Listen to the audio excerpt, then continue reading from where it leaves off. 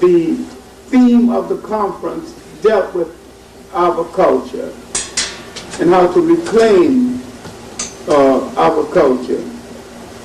My main aim in being there on the 20th anniversary of the publication of a book called The Crisis of the Negro Intellectual is to do an appraisal of the book and to mention what was left out of the book, the crisis that Harold Cruz forgot and the crisis that was generally neglected in the role of the black intellectual in the world.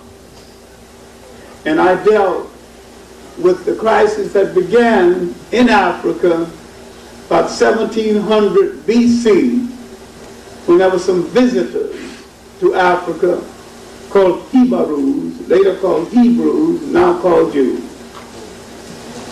And what they learned in Africa, what they put down from African texts, and what we still believe without examining the original text that they took it from, we take their word for what they saw as against going to Africa and looking at the original copies. We're looking at the carbon copies of our own spirituality in the years before anyone called it a religion. When, in my opinion, this was the greatest spiritual period in the history of man, was before Judaism, Christianity, and Islam. Because this was the area of the time when they created the information that was copied in order to make these religions. And when the African concept of spirituality was the worship and the acceptance and the praise for all things that live, and believe that the spirituality of the God was in all living things. You didn't necessarily need a temple or a church. You want to pray, pray to the wind. God was in the wind. Pray to a cockroach, God was in the cockroach. Pray to a tree, God was in the tree. God was in all living things. There was a sense of spirituality. Then there was a respect for the humanity of all things based on the fact that all living things, not just man and woman, was a part of the totality of humanity. That was a period in history we've forgotten, principally because we have failed to produce great scholars of the Bible. And we need to produce scholars of everything that touches our life. We need to have an authority on it, and an authority to address themselves to it. And we're not downgrading anything, but we're broadening the basis of what you see.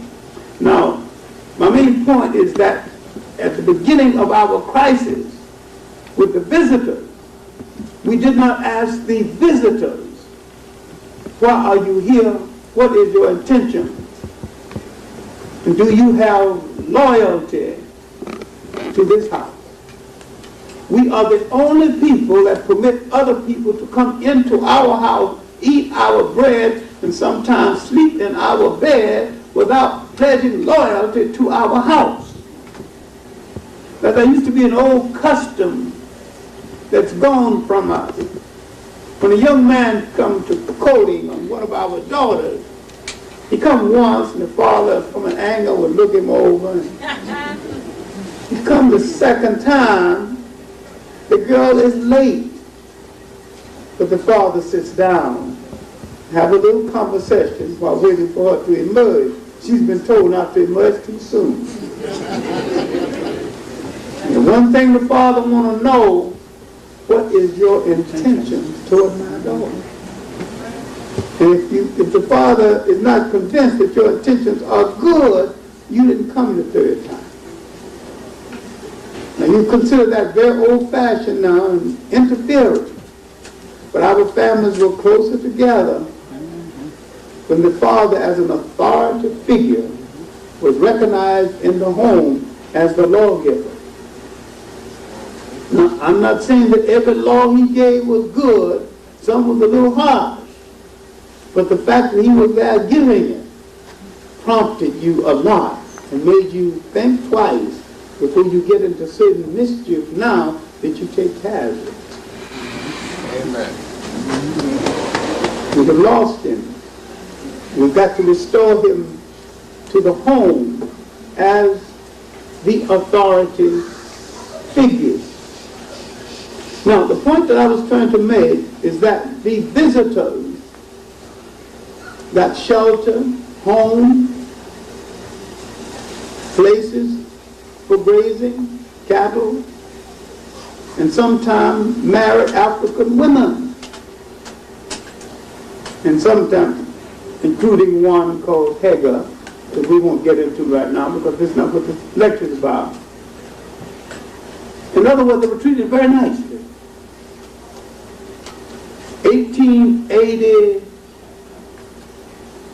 1680, the first invaders came to Africa. So instead of the visitors joining the Africans who had befriended them, that ate our bread and slept in our beds, we should assume that they're friendly. They didn't join the African who's now being invaded. They joined the invader. Now, it is difficult to get a black scholar to examine the impact of the Hebrew entry and the literature they created about their visit, some not true, including the concept that they were slaves in Egypt. Wasn't slaves even today. And the period when they said they were slaves is the period when the foreign kings were in charge. Now, what we're dealing with, what we dealt with in the conference is the failure of our intellect to explain to our people their culture and their political time of day. And the role of the scholar, the teacher, and the teacher, the scholar, the writer, is to be the timekeeper for a people, to explain their culture time of day and their political time of day. It's time for some kind of change. In reassessing Harold Cruz's work, Crisis of the Negro Intellectual, with all of its errors, my point is that the book was magnificent in the subjects he put on the agenda, and the tragedy was that he wasn't equal to a discussion of these subjects. He mentioned so much about principally Black America. He mentioned the relationship between blacks and Jews. He just touched it. He mentioned the American Communist Party and how other people use everything they get into as a base for protection of their people. And while we failed to do so, the other people built a cell inside of every organization, political and otherwise, for the protection of their respective people. And when we do it, we're called nationalists and generally driven out. And we dealt with another very delicate matter.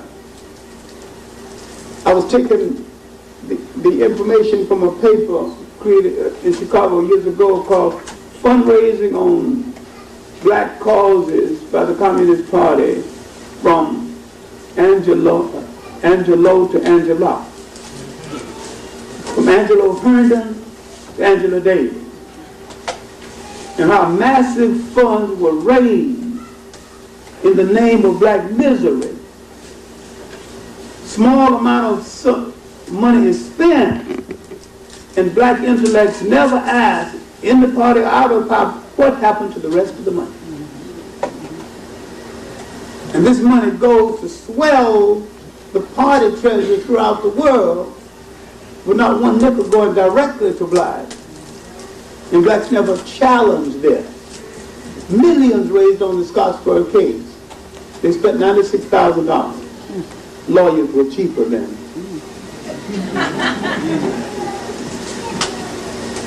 Angelo Herndon case, more millions. Angelo Herndon was let off.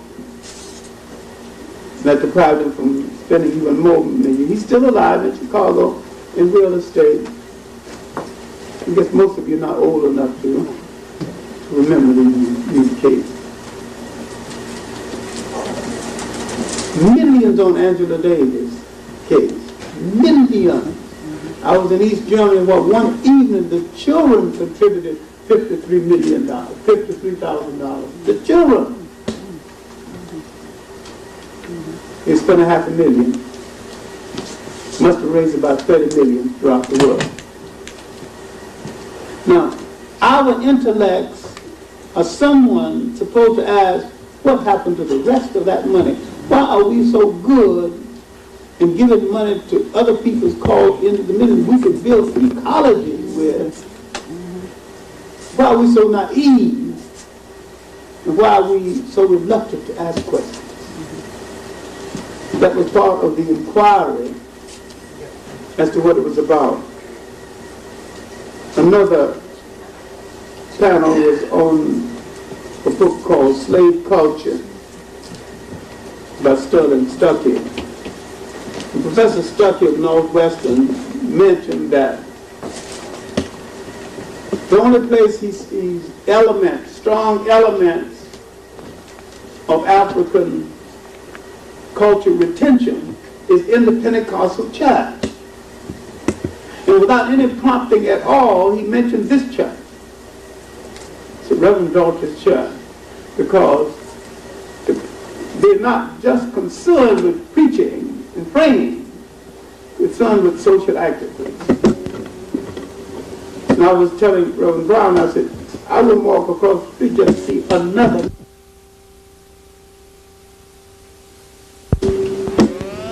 What is fascinating about this church and its ministry is that it is a church of social action. It goes beyond prayer into involving the people in the community and to injustice that's being done to our people all over the world, both in Africa and here, but especially here. Now, Jesse Jackson was having his Rainbow Collision in Raleigh, 20 miles away. I did not go. But something struck me in the airport when white people see a bunch of black professors obviously talking sense and making sense. They just got to get into the argument and they get so restless. You've got to find out what these brains are saying. People, the true face of power and what to do about it, he is either driven to suicide, driven into exile, or he is assassinated. Until we have a force big enough and strong enough to say, we won't let you do it. We believe a gun is neutral. It will shoot just as fast with my fingers as yours if I pull it just as fast. You made your decision. We made ours. Now, I'm not advocating violence, please understand me. But I'm saying that all people must have some form of protection, or they're forever preyed upon by other people. Okay, now for the lecture. We're talking about that period after the Civil War, the period called Emancipation. While emancipation was in the air of the world, we need to talk about another emancipation that came 30 years before that a lot of people still misunderstand the emancipation of the slaves in the Caribbean. Their emancipation was a fake. Our emancipation was a fake. Only one fakery came a little later than the other. They still misunderstand their emancipation. We still misunderstand ours because neither emancipation emancipated anyone. Slavery was not abolished. Slavery evolved from one slave system into another slave system. In Africa, it evolved into colonialism. And that colonialism evolved the same way in the islands as it did here. All over the world, people were freeing slaves. The serfs in Europe were gaining a degree of independence. And so the freeing of people in the name of emancipation was a global matter, a global matter. In Brazil, blacks had fought so hard and established two states, Palmeiras, Bahia. Now the Portuguese abolitionists, mostly black, had started their work. Before the emancipation, England had started its work, and the British abolitionists got a cheap reputation for liberalism, for doing something which they know had to be done. Now, 1812, America, the British challenged the Americans at sea, the Yankee Clipper. Americans were no longer buying slaves from slave pens in the West Indies. And the West Indies was the first holding station for slaves before they shipped them here. They were now buying them, going directly to Africa and coming directly to the United States. And they were breaking their will in the United States as against putting them in almost holding stations in the Caribbean islands, then shipping them here. And so, because America with the Yankee Clipper had challenged the British at sea, and because slavery had already reached a saturation point, everybody who wanted one had one. Besides, they had breeding farms anyway, they could breed some more if they needed someone to put a man and woman together. The British now could go through the motions of being humanitarians by freeing their slaves. The slaves in England were freed and sent to Nova Scotia and Sierra Leone and parts of the west coast of Africa. In the customary British sense of humor, they found 2 shiploads of British women that they didn't particularly need, ladies of the evening or the night or whatsoever. Ladies with no visible means of support and no husbands. They loaded them on a ship and sent them to Sierra Leone. This is the origin of the Sierra Leonean Creole. And so they got some of the women broke, and a story is told, not broke but drunk, a story is told that on the ship one morning a lady woke up. She knew she was married, but she couldn't quite remember which one of the Africans that she is married to. And she went around asking which one of the, and she used that word, am I married to? Until she finally found it. Now, on the eve of the independence in Sierra Leone, the Creole party was about to come to power.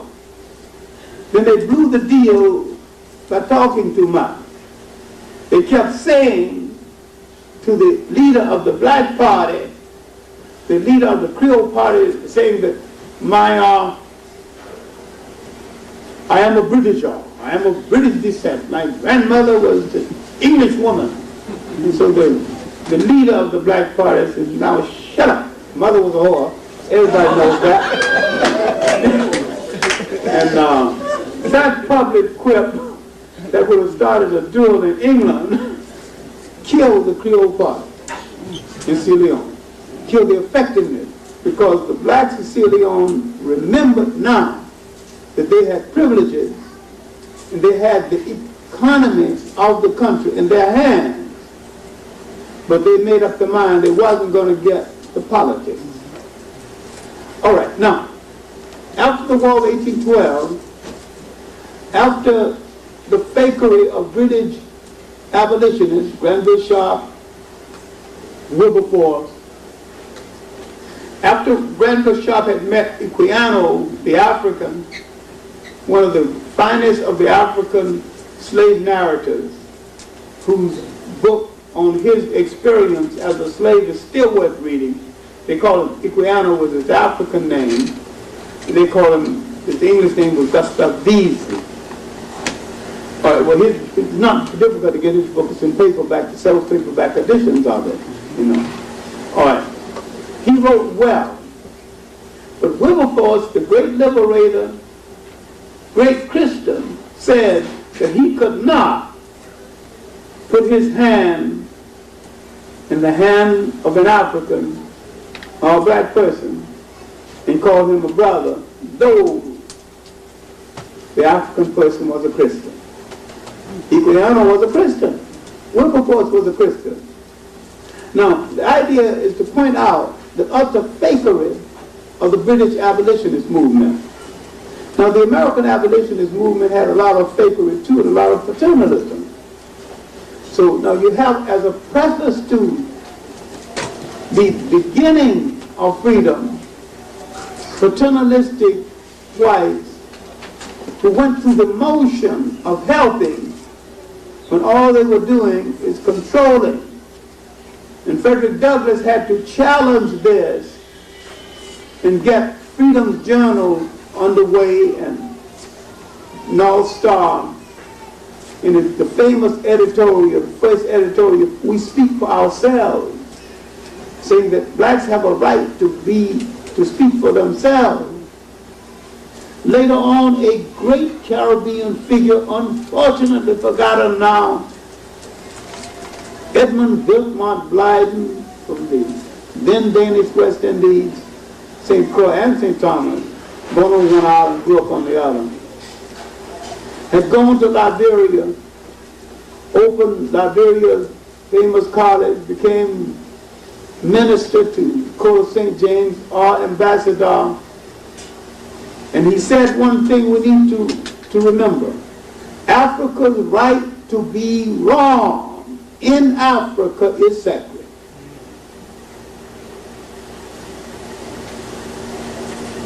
God did not promise us any more perfection than anyone else. And so we are occasionally wrong.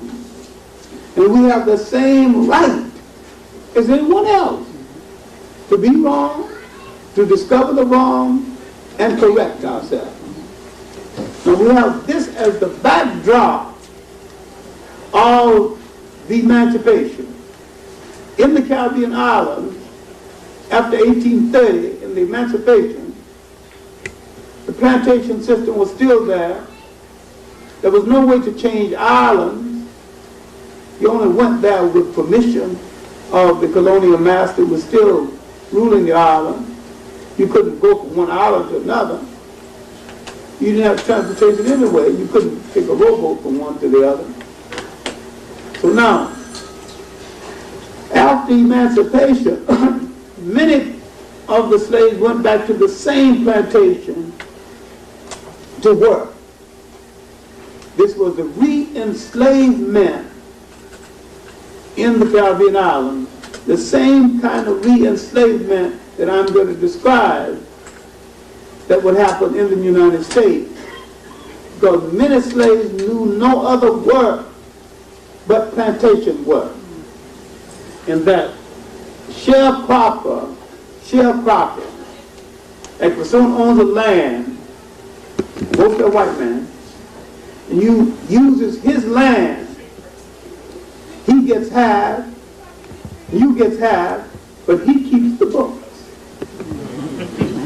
And so he keeps you just enough in debt so that you would have to work for him another year.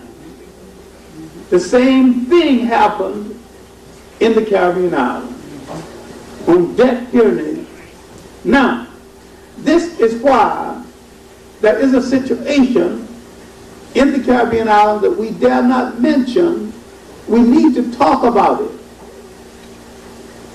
The drudgery of the land work and the low pay drove a lot of them away from the land. The land became distasteful to them. And they crowded into the makeshift cities. This is how the so-called coolie got to Trinidad. This is why they employed Chinese and East Indians.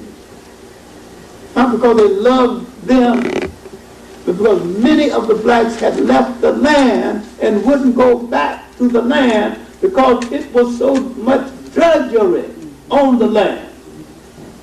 I can speak of this with a degree of authority, being from a sharecropper family in the backwoods of Alabama. And I know that this is a way of death. You can work yourself.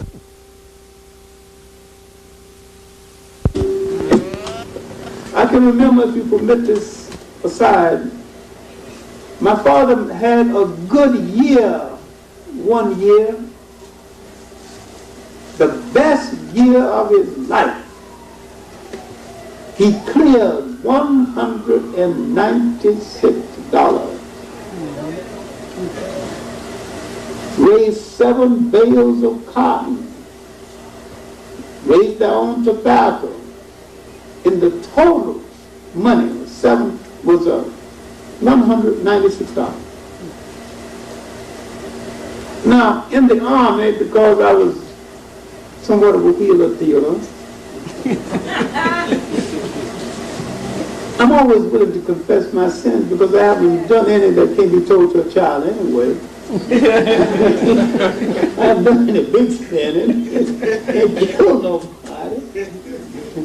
And I married all the ladies who had children by me before they had the children.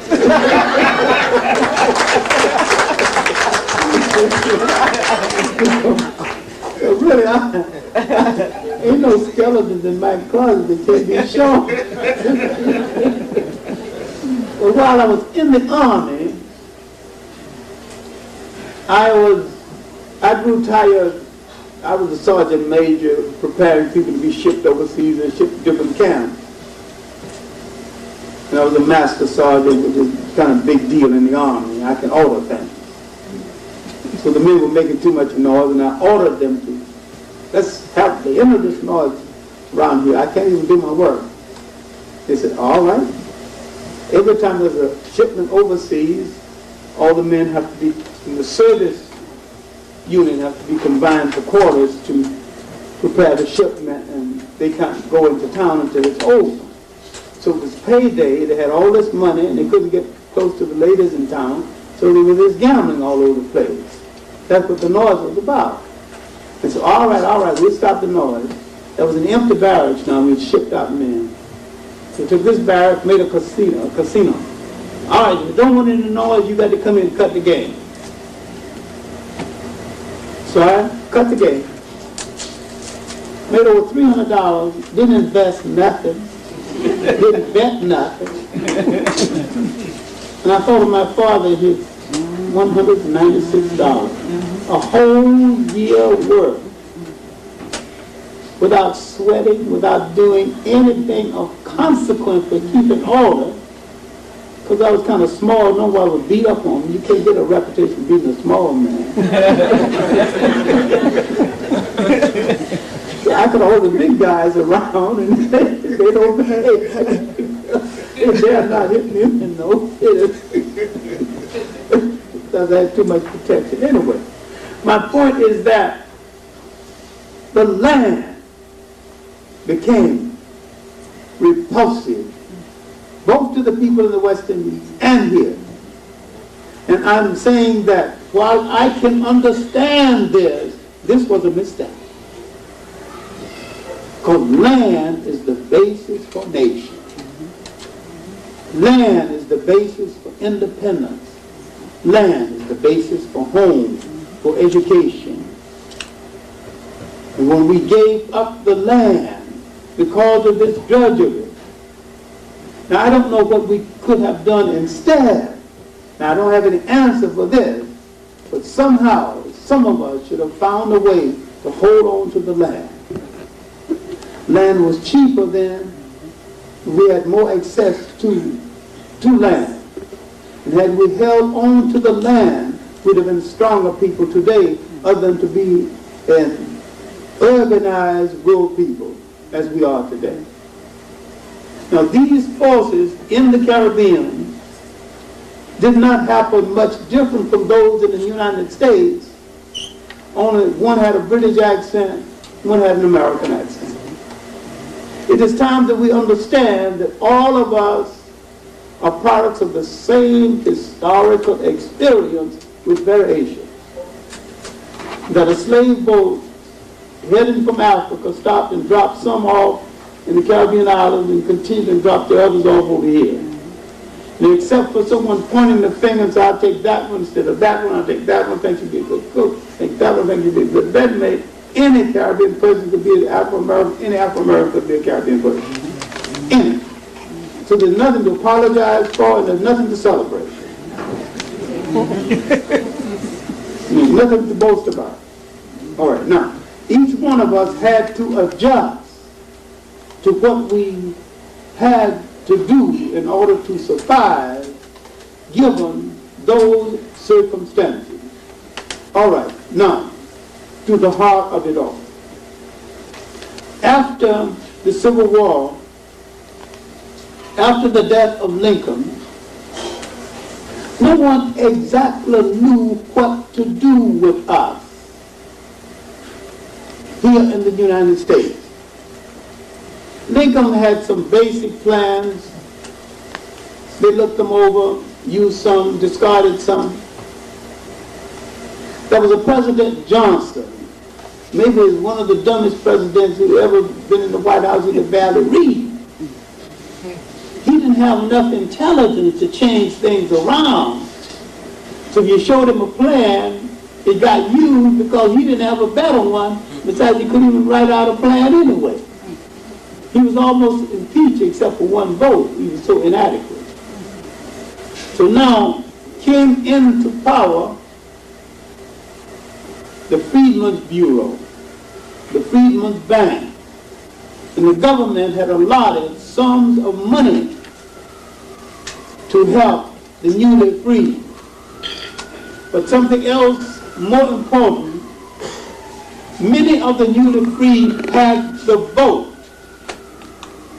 The franchise now would give him a degree of power.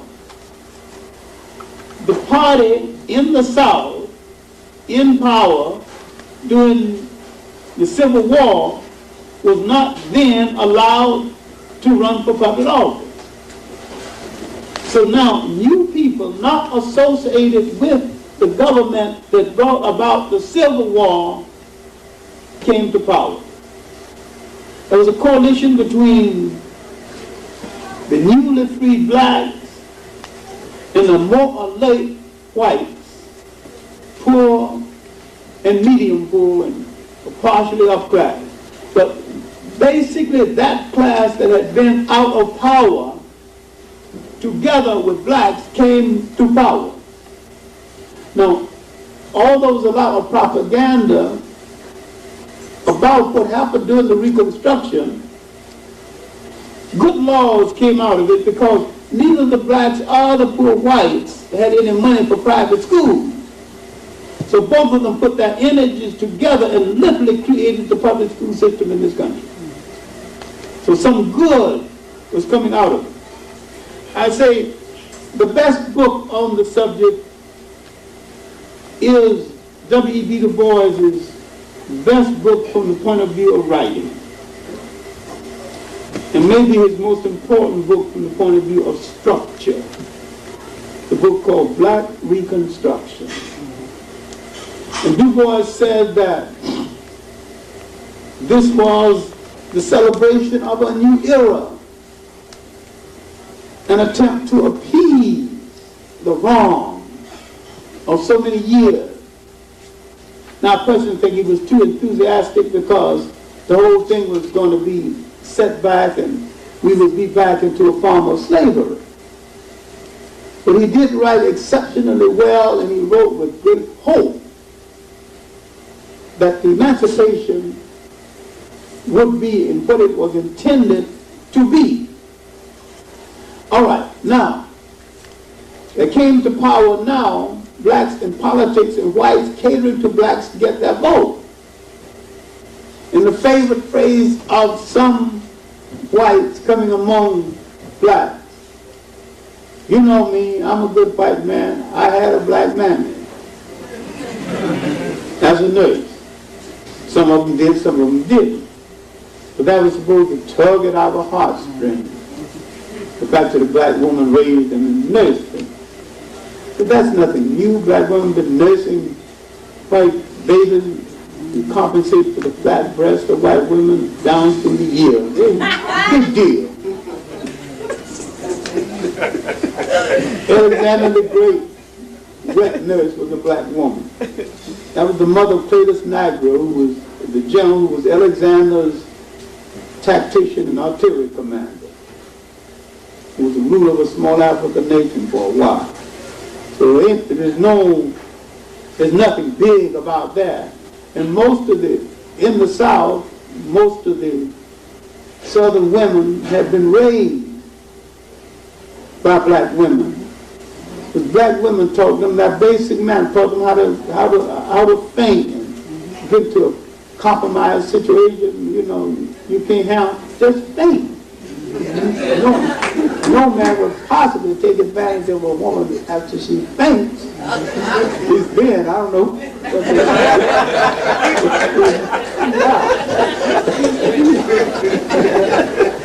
All the manners, the dropping of the handkerchief. There has been no literature, and there should be a literature on the influence of the black woman on the manners of the white side. Because many of the white women were unable, too neurotic, too alcoholic to raise the children, and it was turned over to the black woman to raise. She was generally called mammy in the home, but she was obeyed more than the real mother. And she was literally the wet nurse for many of these women who didn't have enough breast to have enough milk to nurse the child. This is the years before formula. And so she had a major influence on the South.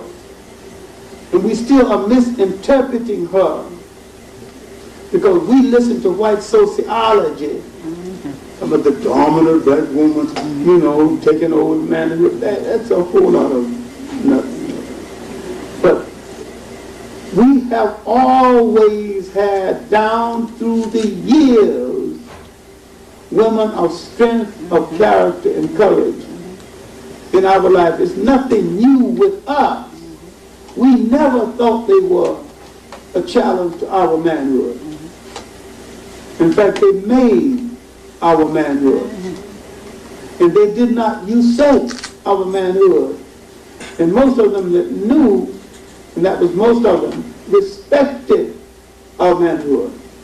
I'm talking about the change now in mores after emancipation. In Texas, where they kept the news away from blacks, while the emancipation came in January, they did not even learn about it until June the 10th of the following year. This is why there's a black holiday. The only black holiday in America is in Texas, called Juneteenth.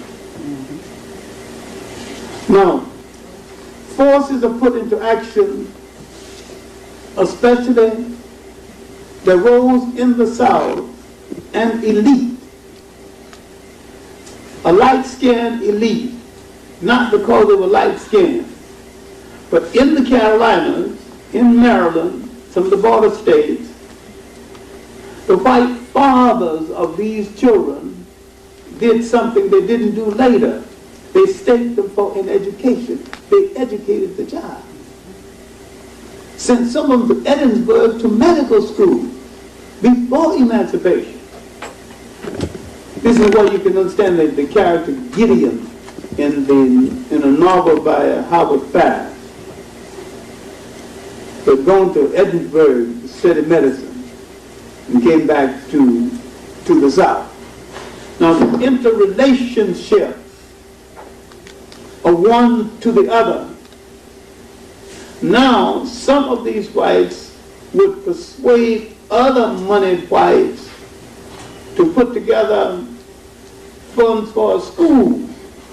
Shaw University was really started for mulattoes. And a large number of them were in the Carolinas, large number of them are there now. This explains, the explanation is needed, why most of the Reconstruction politicians were of light complexion. It wasn't of light complexion because they just said, we got rule, nobody else got a rule. It was light complexion. To be a politician, basic education. This went on for a generation before a comparable number of blacks would ascend to public positions. But in the Carolinas, great Ku Klux Klan country now, but in the Carolinas, large numbers of blacks went to the state legislature. In Texas, one was mayor of Galveston. In New Orleans, one was lieutenant governor and briefly governor named Pinchback. And not just because of the complexion, but because they had some advanced knowledge the other ones had not been exposed to. Now, there were a lot of blacks from the north who went south and served in the legislature. Some of them got elected and went to Washington. Robert Brown Elliott, Langston, and that group. Powerful orators. You cannot take your cue from Birth of a Nation, because Birth of a Nation is not true to facts. Birth of a Nation tried to demean blacks in politics, to discourage them from being in politics right now. But this emancipation was part of a global movement to free people from one form of bondage, but it freed them from one form of bondage and made them prison to another form of bondage. Once serfdom was no longer prevailing in England, child labor, the exploitation of women without husbands and invisible means of support came into being. Once serfdom is no longer prevailing in Russia, and it prevailed up until the eve of the Russian Revolution, some work had to be found for the former serfs. They became literally factory slaves, working in the embryo of the latter part of the European industrial revolution. And when, at the same time, chattel slavery in Africa gave way to colonialism, a more sophisticated form of slavery, the African was now being used as a market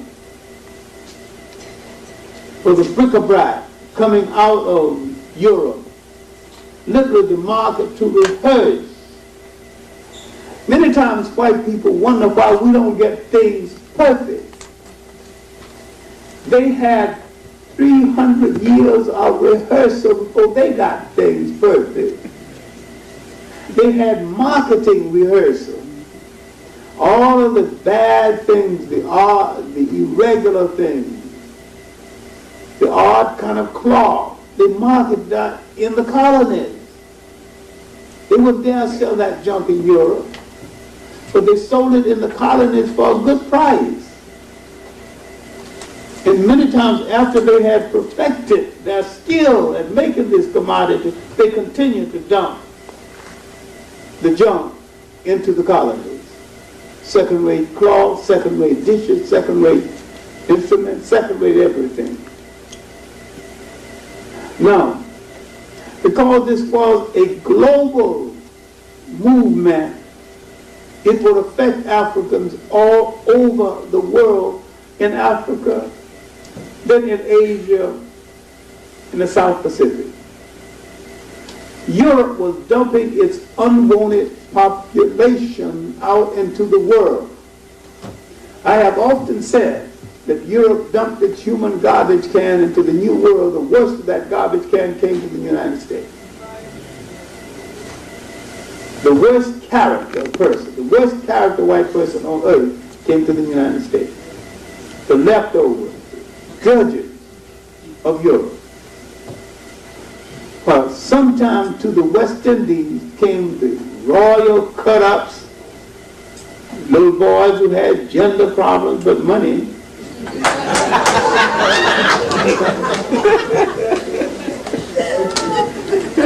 They were aristocrats, and they went through the motion of being men, although they had some questions about whether they were or not.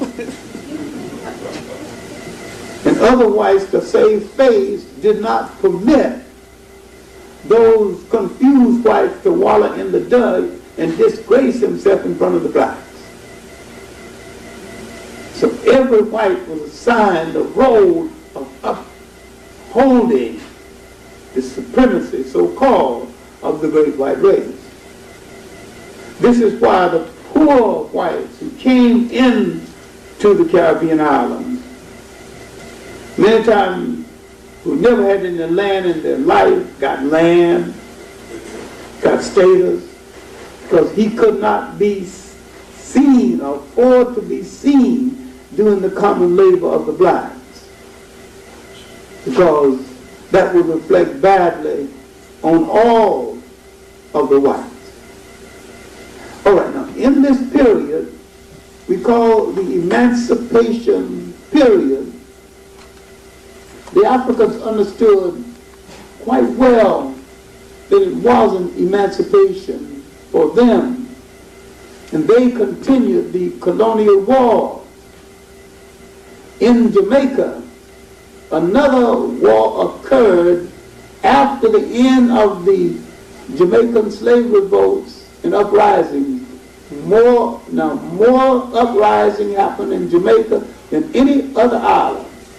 You might remember we asking the question, why then didn't Jamaica become independent instead of Haiti? We dealt with the method of the uprising, the time of the uprising, and the fact that when the Haitians rose up and revolted, that fool Napoleon had tied up so much of the French military in his stupid walls, they couldn't release a first-rate army to put the Haitians down. But the British could release a first-rate army to put the Jamaicans down. Besides, they had a pretty good army on the sea and didn't necessarily have to send one. And they had recruited a large number of blacks.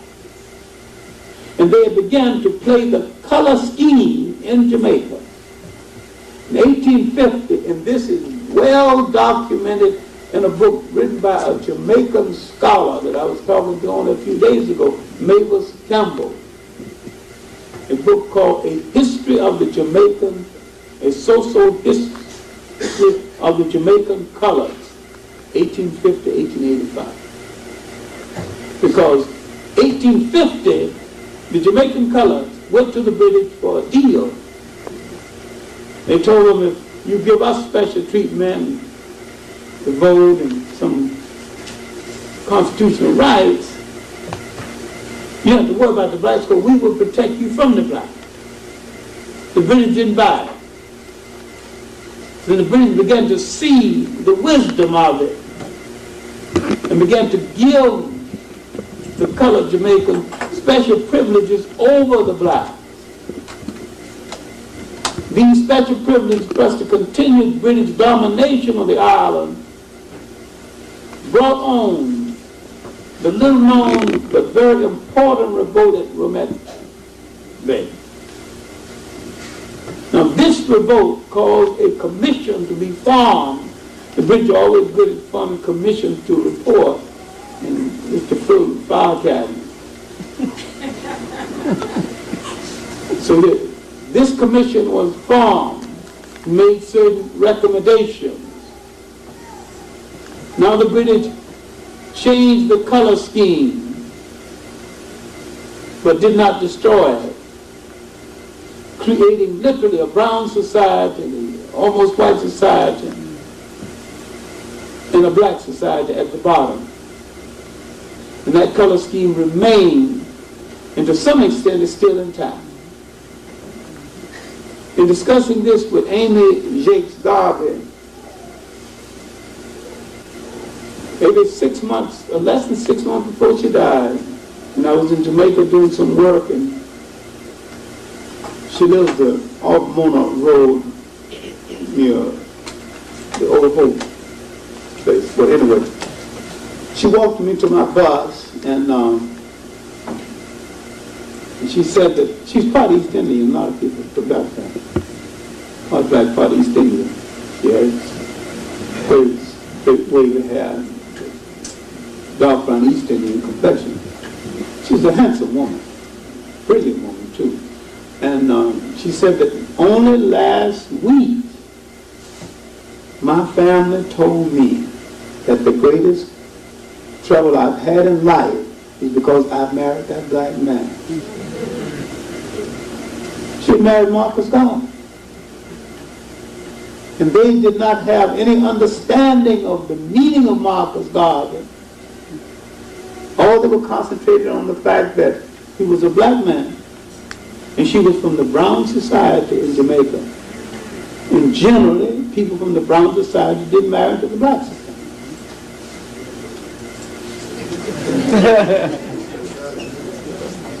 And she was bemoaning this, the fact that they never forgot this and considered the marriage a stigma. Now, what the Jamaicans did, in light of the fact that the British would make Jamaica one of the most color stratified of all of the islands along color lines, and they would not even destroy it to this day. The best description of this is in a book by one of Jamaica's fine scholars, Rex Nettleford, a book called Mirror, Mirror. And he is excellent because he's a brilliant dancer, one of Jamaica's most famous men, and he is jet black and utterly proud of it. He even wears it so well he flaunts it. Here I am.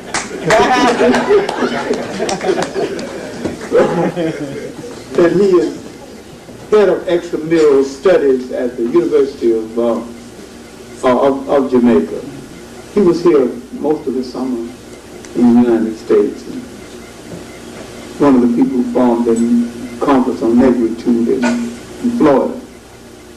Okay, now, where is Black America at this juncture in history? This is the brief 11 years when they ascended to political power. Had representatives, briefly 2 senators, both from Mississippi, Revels and Blanche Calisco Bruce. Bruce later became the equivalent of Secretary of the Treasury. He was riding home one day after he was in Washington, so they had Jim Crow wasn't so stiff. two white men were sitting in front of him, and one was, I said, I had a slave named Bruce, smart as a whip. I never did know whatever happened to him. And so he kept on talking. Bruce took out a dollar bill and handed it to the man and showed him his name. I'm the man that signs the money. That's what happened to him. Now, because we write so little inspirational material for our children, wouldn't that be a decent story for a child? Oh, yes. The slave who became Secretary of the Treasury. And yet the name, Bruce, James Casco, Bruce, factor unknown. All right, now, the tide is rising against the blacks in power. The old Southern political elite pushed out of power, a hankering to come back to power. See no reason why they should be kept out of power because they brought on the Civil War. There's a big fight now to give blacks some kind of security. And this would bring about the 13th Amendment, and the 14th Amendment, and the 15th Amendment. Remember, prior to these amendments, we were considered to be 3/5 of a man. These amendments supposed to total citizens, not 3/5 of a man, whole men, whole women, with the same rights. They said it with their mouth and they said it on paper, but in actuality they haven't said it yet. They have not yet said that we were total citizens. This is what is happening. Blacks are trying now to build institutions they did not have before, institutions of higher learning. The independent church, started by Absalom Jones, William Allen, Richard Allen, is flourishing concern now. You got all kind of branches of the independent church. Now you got the independent church, you got partially independent school, you got the missionary effort in the South, and something else which I've mentioned before, bear mentioning again. The first group of white women in the New England states had finished college. The white man in New England was not marrying her, didn't know what he was going to say to a woman. He can't say, go to church or go to the kitchen or go to the bed.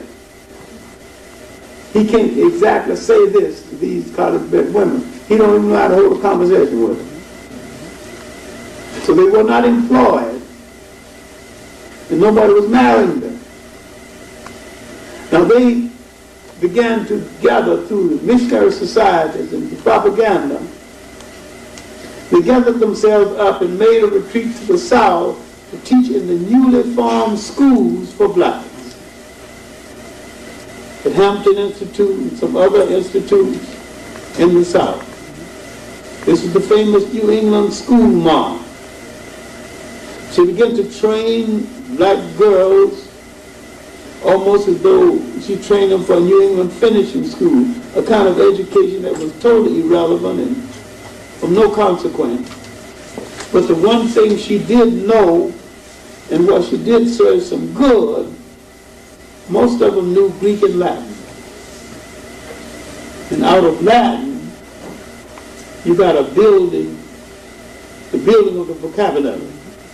Because there's so many Latin, so many words that intercrosses into so many different languages, Latin having to relate to a series of languages, and it's really intellectual lingua franco other than a language. It's a mixture of enough languages where you can be attuned with Latin.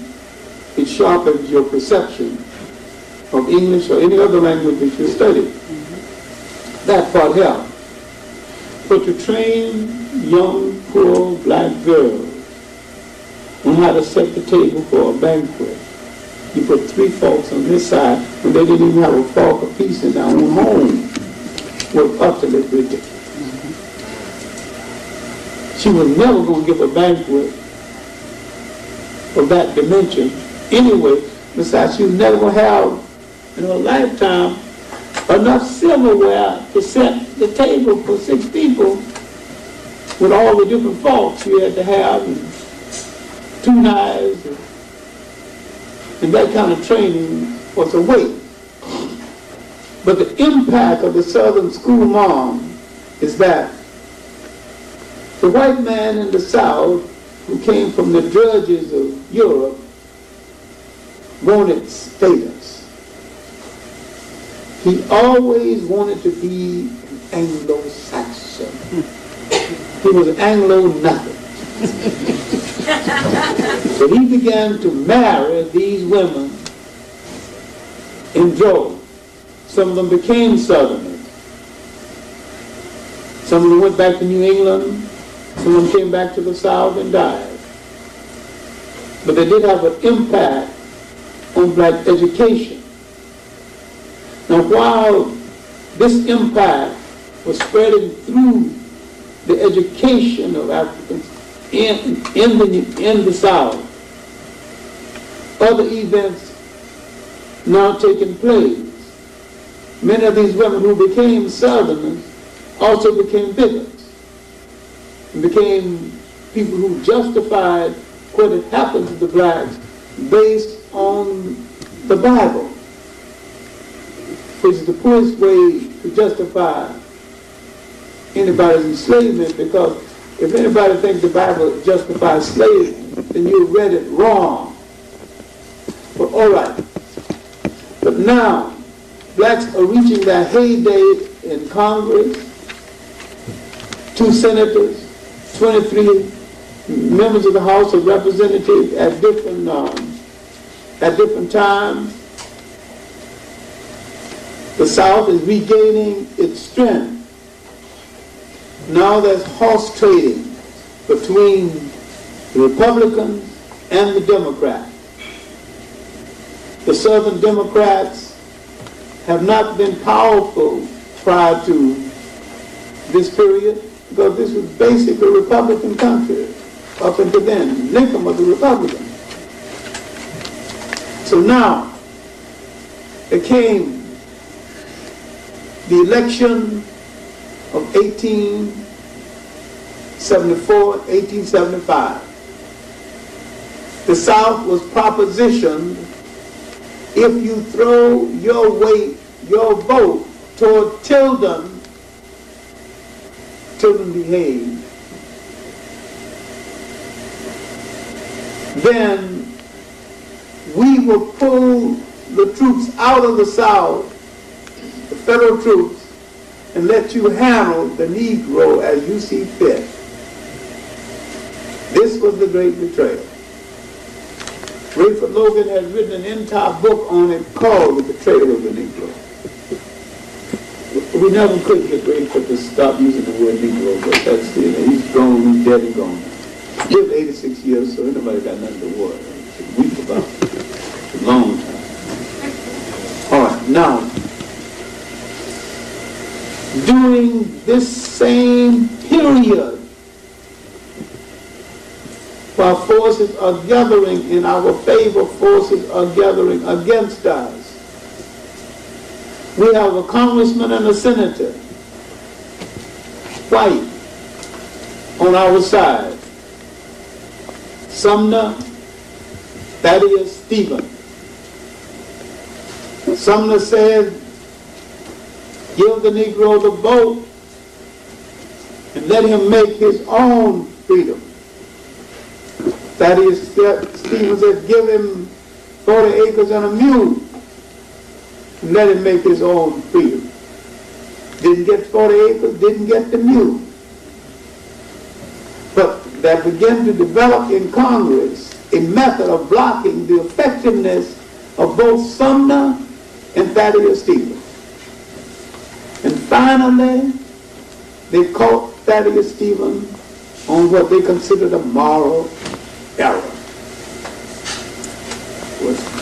Thaddeus Stevens had been living a long time, and they discovered that he had lo these many years of black mistress. He didn't deny it. The only difference is that I've got one and own up to it, and the rest of you got one in line about it. That didn't have his case in it, because I guess those who fought against him hard is those who had one and didn't want it to become known. At the same time, a novel became popular written by William Wells Brown, the first black novelist, Clotel, the President's Daughter, about the mulatto daughter of Thomas Jefferson. I haven't seen many white Jeffersons in my life. In fact, I don't know any. There may be some. I haven't seen too many white Washingtons in my life. But nearly every person I know who's called Jefferson is black. And I've met several persons who said that they were descendants of one of these Jefferson offspring. That may not be here or there, except that laws were made to keep the offsprings of these white men out of public conveyance. Now let's look at the cruelty of it. Some of the same white men who sired them came to political power and participated in legislation which denied his children the right to ride on the speaker. Now we see it setting in. And where this reached a point of utter ridiculousness was in the Carolinas. That you still see a large number of the descendants of these very light-skinned blacks. They came to power first during the Reconstruction because many of them had at least basic education and could handle themselves in legislative situations based on that, not just because they were light, but because they had some of the educational requirements to do certain basic jobs. Now, during this period, we suffered a great loss. There were over 100,000 certified, trained black mechanics after Emancipation. At the end of the century, only 6,000. What had happened to them? To maintain your skill, you must be trained on the equipment. That is, you must be up to date on the equipment. When a new piece of printing equipment comes out, you have to work with it. Otherwise, your skill becomes obsolete. All of this is happening. 1874, 1875, the Betrayal. The Southerners pulled the troops out of the Northerners pulled the troops out of the South. This made possible the Ku Klux, the rise of the Ku Klux Klan, the Knights of the White Camellia, and other bigoted organizations, scientific racism, racism in the textbook, racism using the Bible as a justification for its existence. Whites became tired of trying to communicate with a multiplicity of black leaders. Finally, they decided that they would create one. There was a tall, lanky, brilliant teacher trying to put a school together at Tuskegee.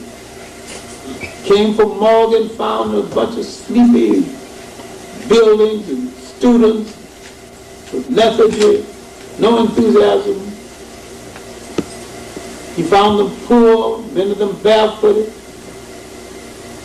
He began to teach them. Many of them had walked across states to come to Tuskegee and walked off their shoes. He began to find shoe repair shops. Later, famous Tuskegee Cooks and Bakers School began to emphasize home economics. Whites wanted us to stay in our so-called place, so they began to support Booker T. Washington.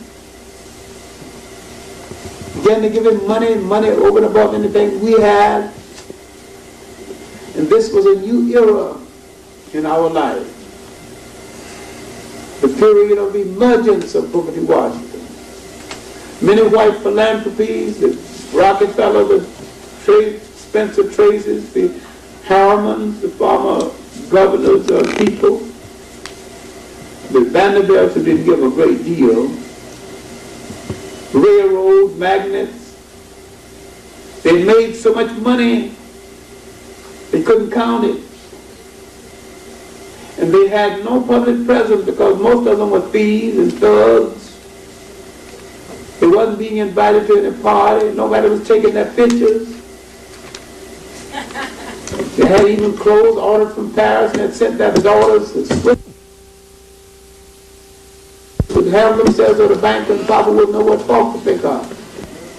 They had no social graces. Finally, they wanted to know, how do they get accepted? And someone told them, you give something. You give to charity. And some smart man said, give to the Negro. That will get you more publicity.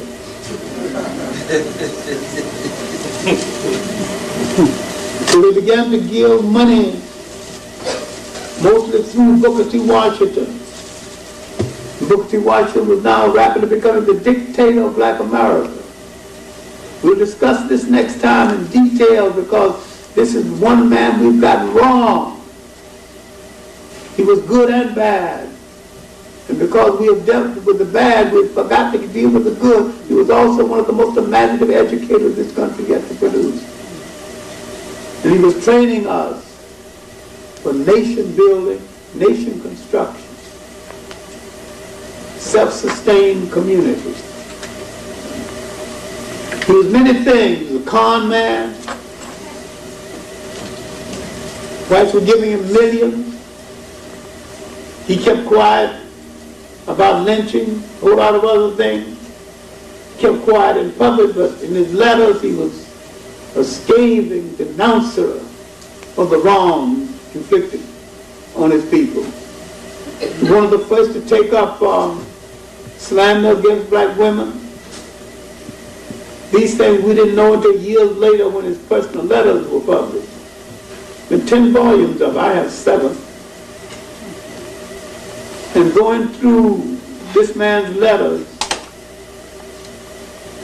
and looking at the time, because this was the period of colonial wars, it was the period of the resurgence of activity in the Caribbean. It was the period when Africans were asserting themselves for independence and not going to conferences in London under the chandeliers, but going to the battlefield and fighting it out. A period before the emergence of the missionary type Africans who began to appeal to the good graces of their European colonial masters. This before this period. It was the period when black men were facing reality. The period when a great bishop emerged, Bishop Henry McNeil Turner, so dynamic. He would mount an American flag in his pulpit. And before he started his sermon, He would go 15 minutes of rage. This flag ain't nothing but a rag. And he would preach against the flag for 15 minutes before he started his sermon. Period of the emergence of Bishop Turner. Frederick Douglass would die the same year Booker T. Washington would make this famous Atlanta speech. A little later, the great mind of the Caribbean, the finest of the Caribbean thinkers, Edmund Wilmot Blyden would be there. The mountain men of the 19th century were going. A new kind of leadership was now began to emerge. But one man stood astride the life of Black America in such a way that the social history of the period from his Atlanta speech to his death in 1915 is the social history of a people and their reaction to that man. A young man from Great Barrington, Massachusetts, was at Harvard now, writing a great PhD thesis, still worth reading, the suppression of the slave trade to the United States. This was W.E.B. Du Bois. In faraway Jamaica, a young man was born 1887. He would grow up and be Marcus Garvey. The things of the 19th century is going, but the men of the 20th century are getting ready. Garvey is growing to early manhood. The great journalist T. Thomas Fortune is still functioning. A brilliant man in Boston who's going to be the real opposition to Booker T. Washington just began to emerge. William Monroe Trotter, called the Boston Brahmin, because he was an upper-class black, almost white, but with more commitment and spirit than the blackest of the blacks. Editor of the Boston Guardian. He said that he could have been anything. He could have passed for white if he wanted. He could have done so many other things. He said, fate has chosen me to participate in the delivery of the people. And that he did. He admired Booker T. Washington, but didn't think Booker T. Washington was strong enough, thought that we should have an alternative to Booker T. Washington. Not just Booker T. Washington alone dictating to all black America. We should have many men and many choices. He was mainly right, but the real opposition to Booker T. Washington did not come from W.E.B. Du Bois. It came from William Monroe Trotter of Boston, who fought him down to the end of his life. And when Booker T. Washington began to have a change of heart and began to call black men in that he had tried to destroy, one of those he called in was William Monroe Trotter. Monroe Trotter had broken up his meeting and gone to jail in Boston. But Monroe Trotter said, thank you for the money. It's going to save the Boston Guardian. It's going to save me as editor of the Boston Guardian. And I will do great service to the people, but I will not compromise my opinion one iota. I will continue to be Booker T. Washington's greatest critic. Got his hat and thanked him again and said, I still think you're a disgrace to the race.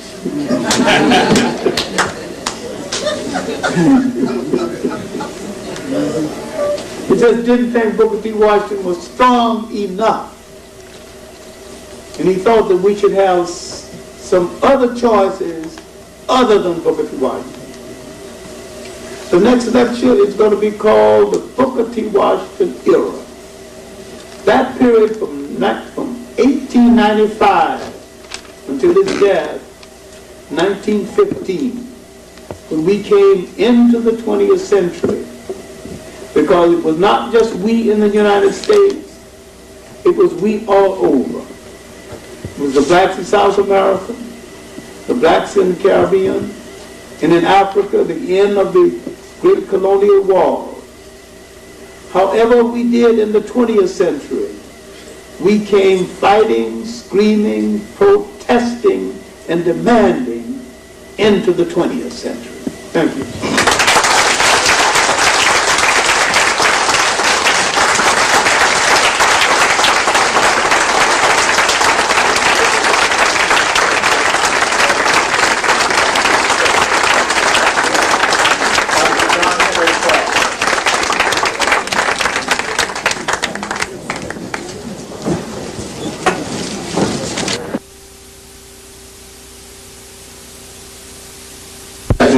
Preface my question by acknowledging a tremendous amount of respect for you and a profound reverence.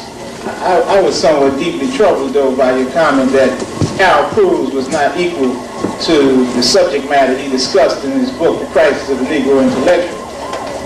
My reading of The Crisis of the Negro Intellectual informs me that it was a critical analysis of the conflicting ideological ideas that was espoused by individuals and organizations that were functional during the early part of the 1900s.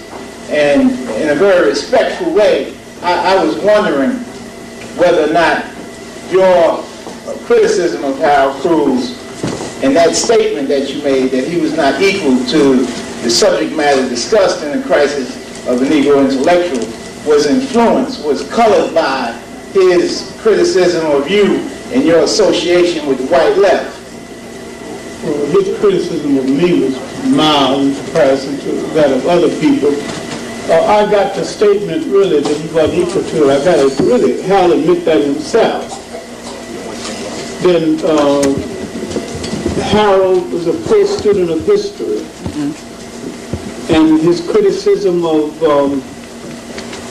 Richard Moore was in error. A lot of the things and Harold said over the last weekend, he wrote the book to provoke a kind of argument that he wasn't trying to be thorough all the way.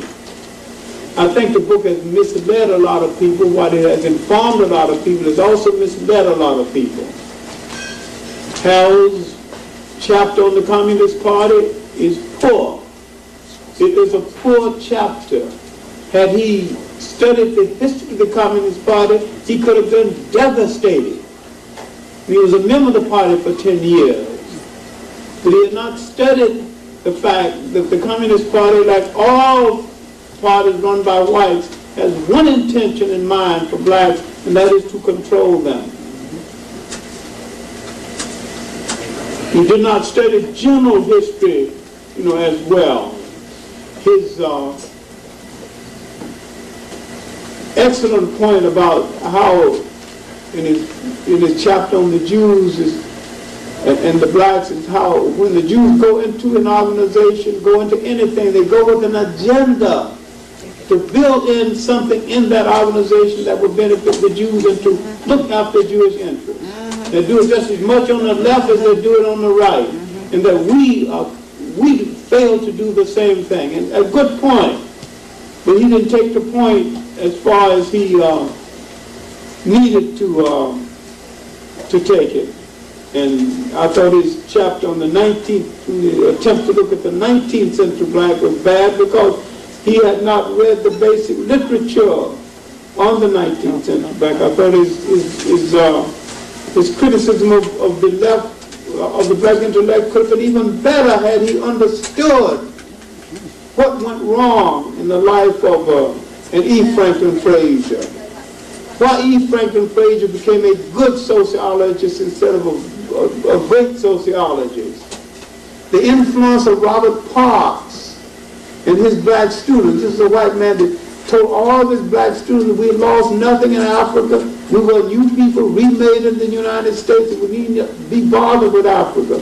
Harold Cruz never dealt with that, and couldn't have dealt with it unless he read a lot of the literature, not only of the influence of Robert Parks on black minds, which was negative.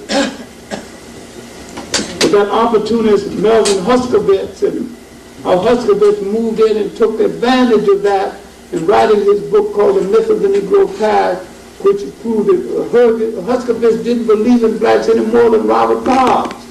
But Huskovich saw an opportunity and an opening to endear himself to blacks at the expense of this negative white man. People play games with us and play games with our culture. Hal just didn't dig deep enough, and I hold to my statement. He was not developed enough to take the subject to its ultimate conclusion. And over the weekend in the conference with him, he admitted that. All right.